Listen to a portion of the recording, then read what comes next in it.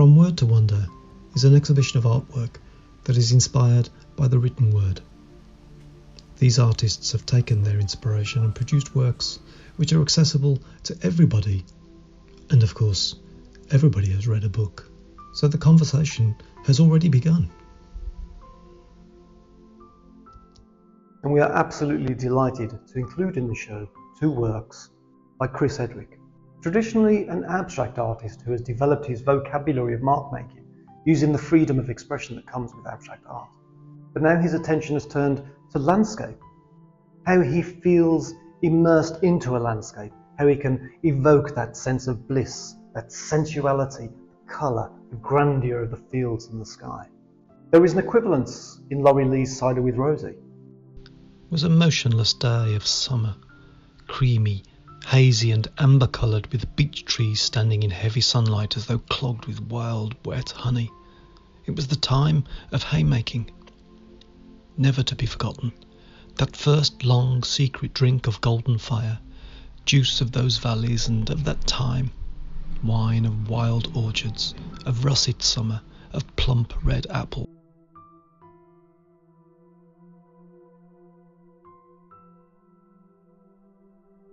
We're really pleased to be able to include in the show the works of Debbie Lee. This one here, the Transformation Triptych, over 8 feet wide, we've installed into the cafe. This piece tells the story of the evolution of Britain, its landscape and its culture, hinted at by William Blake in his great poem Jerusalem, but also a collection of stories by Amy Jeffs called Storyland. There are several mythologies based on old medieval texts, which Debbie so beautifully illustrates in her painting. Then he went to his chamber and the wooden chest in which he had hidden the cloak. As he opened the lid, the smell of fish wafted up to greet him. He lifted the garment out and took it to the window. Moonlight splintered in each scale.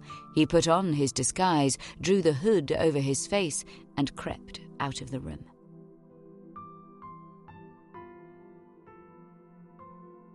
And how lucky we are to have the sculpture of Jindra Jihu in the show. Jindra's work is inspired by the mycelial network and the work of Merlin Sheldrake in his book The Entangled Life. She very carefully prepared circles, tubes of Japanese paper which were coated liberally with the crudest, most polluted motor oil. She filled them with a substrate and injected them with fungal spores. Time passed, she fed them, and slowly the fungal spores turned into mushrooms, broke through the paper and neutralized the corrupted paper. As you can see, it produced a beautiful aesthetic effect. But the mushrooms survived and lived, and not only corrected the pollutant, but thrived, enforcing the idea that mushrooms themselves can create a network of communication that Merlin Sheldrake entitled the Wood Wide Web. These two large black and white prints by local photographer Jonty Sale, seemingly a hedgerow to which Jonty was drawn day by day, photographing and documenting, without any real intention. And he read Carlo Rovelli's work. Carlo Rovelli is an Italian quantum mechanicist known for his theories on entropy and the order of time. And Jonty noticed that the further away he became from this documented object, the different the subject matter. The closer he came, he noticed a network of branches and buds, entropy at play. And as one person who walked around the gallery with me noted, do you know, it's like a sky full of stars.